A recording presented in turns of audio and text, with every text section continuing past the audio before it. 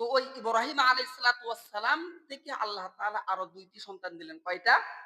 ২ টা। একজনের নাম ইসমাঈল, আরেকজনের নাম ইসহাক। এই ইসমাঈল থেকে একজন নবী। ইসমাঈল থেকে কয়জন নবী? একজন নবী, আমাদের নবী জনাবে মুহাম্মদুর রাসূলুল্লাহ বলেন সাল্লাল্লাহু আলাইহি ওয়াসাল্লাম। এবং ইসহাক থেকে ১,০০,০০০ নবী। ইসহাক থেকে কয় লক্ষ নবী? ১,০০,০০০ নবী। এক গাছের এক ফল। আপনার আমার নবী এক গাছের কি? এক ফল। এক কাঁঠাল গাছে একটাই কাঁঠাল ধরছে অনেক বড়, ঠিক না?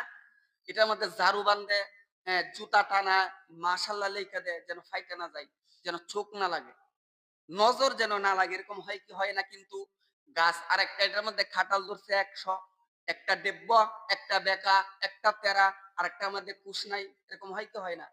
এক গাছের এক ফল, এমন ফল হইছে হৃষ্টপুষ্ট, যেই ফল নবীজি আলাইহিস সালাতু ওয়াস